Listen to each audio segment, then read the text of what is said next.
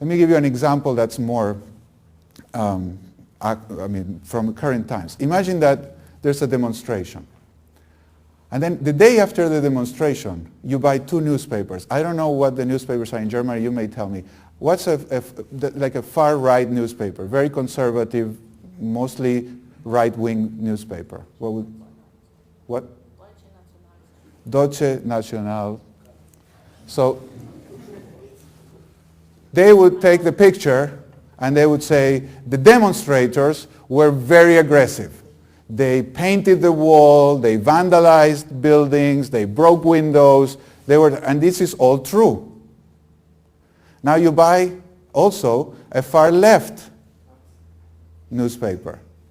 And what are you going to see? The same demonstration, say, police brutality, repression. The police beat up the demonstrators, they repressed people, they violated the right to free speech and demonstrate.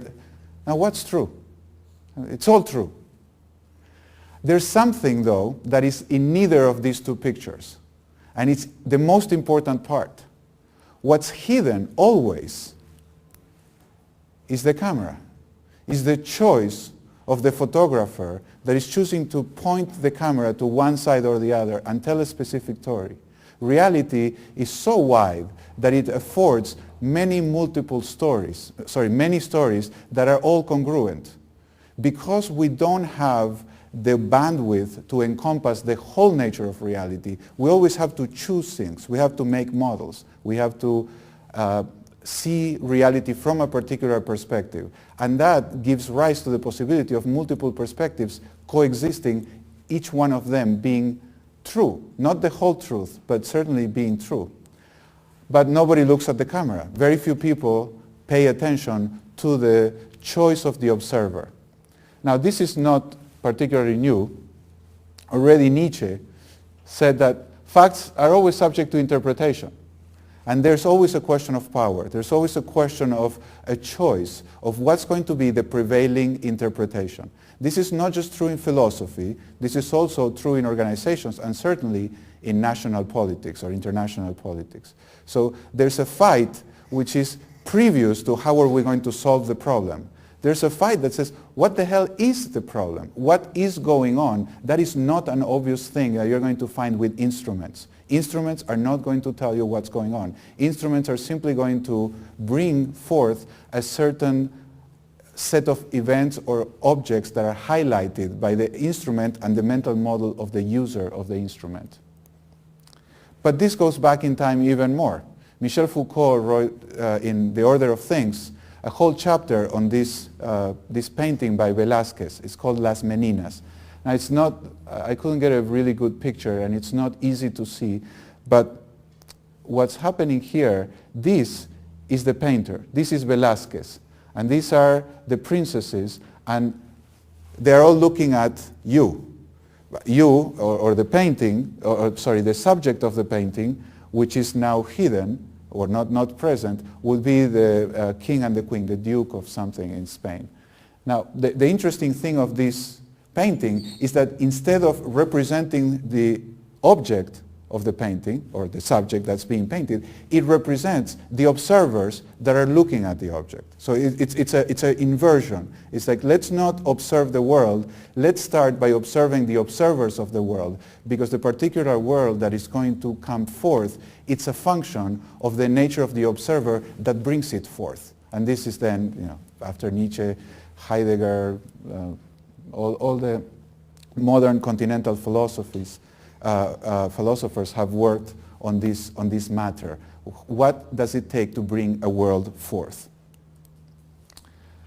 But if we go even farther back in time, we can go to the Talmud. It says, well, we don't see things as they are, we see things as we are. So really the world in which you live, it's kind of a picture of who you are. It's a very nice, another story, kind of a joke. There's a man laying under a tree, just resting, close to the border between 2 countries. And somebody crosses from the other country into his country, and as he comes by, he asks the man, well, how are people in your country? And the man says, well, how are people in your country? So the traveler says, Well, you know, they're really nasty. That's why I'm leaving. They're kind of brutal. They're not generous. They yell at each other. I mean, it's really, really nasty. And the man under the tree, the local, says, well, unfortunately, people here are pretty much the same. Oh, that's too bad. Well, he moves on. And then another man crosses. And the next man asks the same question. Well, tell me, how are people in your country? So we want you to tell me how people are in your country first. Oh, they're really nice. They're kind to each other. They support each other. We live in community. So, well, you know, I have some good news for you. They're pretty much the same here as well. So the world in which we live is not out there. The world in which we live is a co-creation between the universe that is out there that affords many possibilities and the particular possibility we bring forth through our interaction with that so-called world. Now, getting a little more into complexity theory, as James Crutchfield said, the notion of what's ordered, random, or even complex depend on the computational resources of the person that's looking at the situation. So calling something difficult, when I say this job is difficult, it's a typical thing people say in business. Oh, this is very difficult. That is a modern perspective. The job is difficult. I'll talk more about this later, but it's a third-person approach. The job is difficult. But what is the truth? What would be a postmodern truth? What kind of person would say that a job is difficult? So what kind of person would say that German is difficult, like I would say? What's true about me and German? Is German difficult? You don't know what you're talking about. You say no, it's very difficult. Well, what's the difference? Well, German is neither difficult nor difficult. If you know how to speak it, it's easy. If you don't know, it's difficult. It isn't difficult or easy. It appears difficult to me because I don't know it. It appears easy to you because you know how to do it. But that's true in general in life.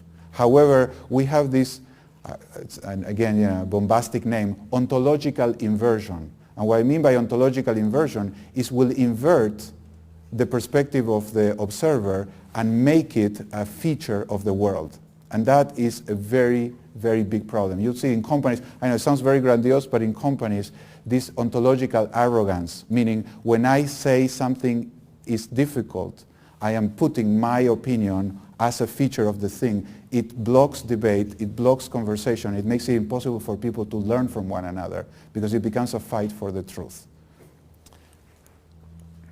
So I will take the opposite view and say complexity is in the eye of the beholder. There's no such thing as complexity in the world. And too complex is how a controller calls a system for which it doesn't have the requisite variety. So nothing is complex as an assessment, oh, this is very complex. This is very complex always in relation to the observer that does not have the requisite variety to manage the complexity. You can see the world as a Rorschach test where whatever you see is who you are.